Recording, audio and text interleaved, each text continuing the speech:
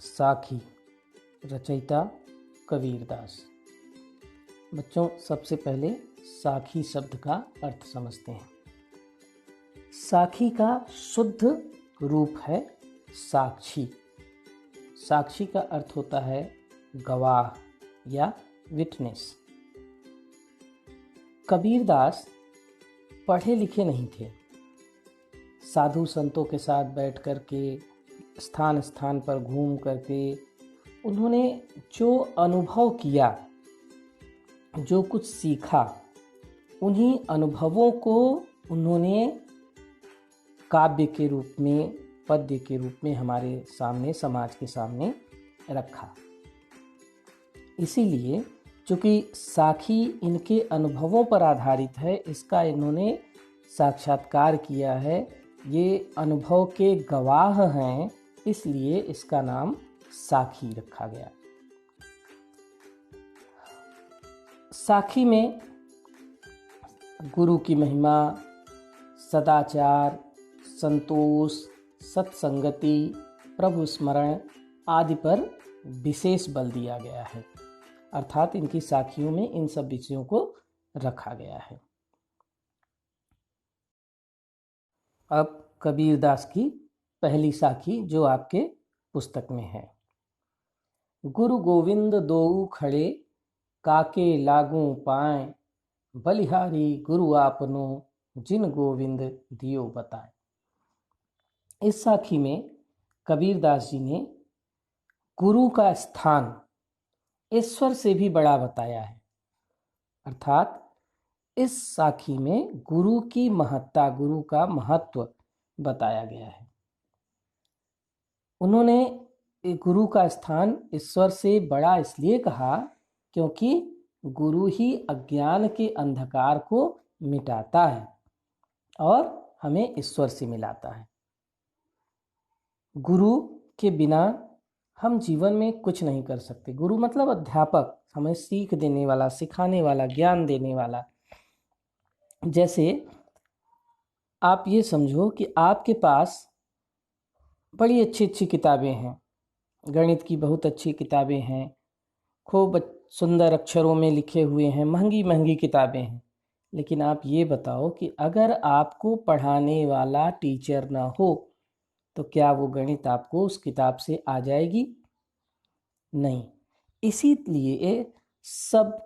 इसीलिए आदमी के पास सभी सुविधाएं हैं, बहुत सारी चीज़ें वो जानता भी है, लेकिन बिना किसी एक मार्गदर्शक के, बिना किसी एक रास्ता दिखाने वाले के, बिना किसी एक ज्ञान देने वाले के वो फिर भी कुछ नहीं कर पाता।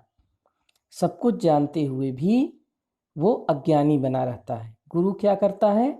इसी अज्ञान के अंधकार को मिटाता है, सिखाता है, बताता है। तो इसीलिए गुरु का स्थान ईश्वर से भी ऊंचा है। अब अर्थ देखिए, गुरु गोविंद दोऊ खड़े। गुरु माने अध्यापक, सिखाने वाला, गोविंद ईश्वर, दोऊ दोनों, खड़े खड़े हैं, काके किसका, लागू पढ़ूं लगूं, पाए पैर। कबीरदास जी कहते हैं कि हमारे सामने गुरु और भगवान दोनों खड़े हुए हैं। अब दुविधा ये है कि मैं किसके चरण स्पर्श पहले करूं, क्योंकि ईश्वर को भी बड़ा माना जाता है, दुर्लभ है ईश्वर, और अगर सामने खड़ा है तो जाहिर सी बात है आदमी पहले ईश्वर के पास जाएगा। लेकिन कबीरदास की नज़र में नहीं, सबसे पहले बलिहारी गुरु आपनो, जिन गोविंद दियो बताए। सबसे पहले मुझे गुरु के चरणों में श्रद्धा, प्रेम और भक्ति से स्वयं को बलिहारी, बलिहारी माने निछावर करना, त्याग करना, आपनो अपने, जिन माने जिन्होंने, गोविंद दियो बताए, गोविंद ईश्वर, दियो दिया, बताए बताया। तो मुझे सबसे पहले गुरु के चरणों में श्रद्धा, प्रेम और भक्ति से स्वयं को न्यौछावर कर देना चाहिए, उसके ऊपर अपना सब कुछ त्याग देना चाहिए, क्योंकि गुरु ने ही मुझे ईश्वर तक पहुँचने का मार्ग बताया है। दोहे का भाव यह है कि गुरु हमारे अज्ञान को मिटाकर ज्ञान का प्रकाश देते हैं, जिससे हम ईश्वर तक पहुंच सकते हैं। अतः शिष्य के लिए गुरु का महत्व ईश्वर से भी अधिक है। दूसरी साखी। जब मैं था तब हरि नहीं, अब हरि है मैं नाही। प्रेम गली अति साकरी, तामे दो न समाए। इस साखी में कबीरदास जी ने ये बताया है कि ईश्वर से मिलने पर मनुष्य का अहंकार मिट जाता है और वह मनुष्य ईश्वरमय हो जाता है। दूसरा, अहंकारी मनुष्य ईश्वर को नहीं पा सकता।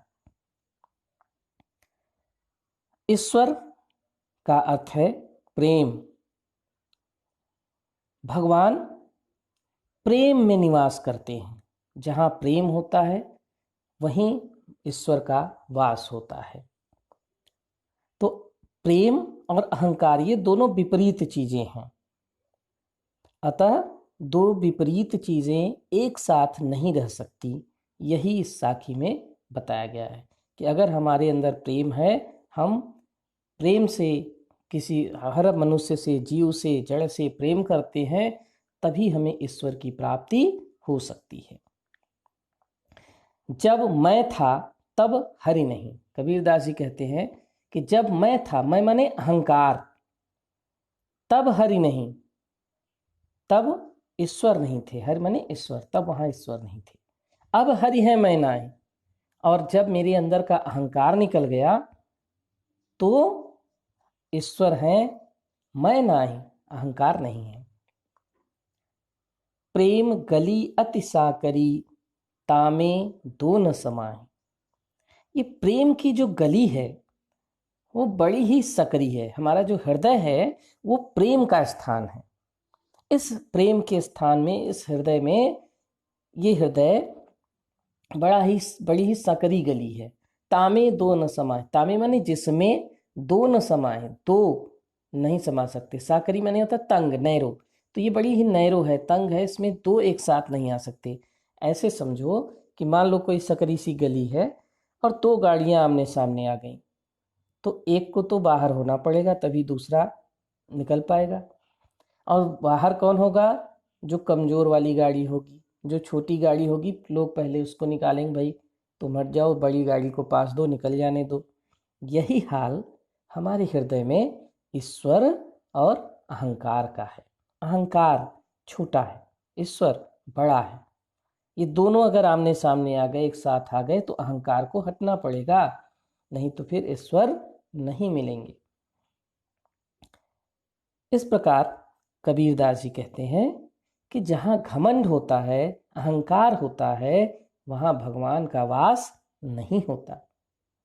और जहाँ भगवान विराजते हैं, जहाँ ईश्वर रहते हैं, वहाँ घमंड हो ही नहीं सकता, क्योंकि ईश्वर प्रेम में वास करता है। ये प्रेम की गली बड़ी ही तंग है, सकरी है।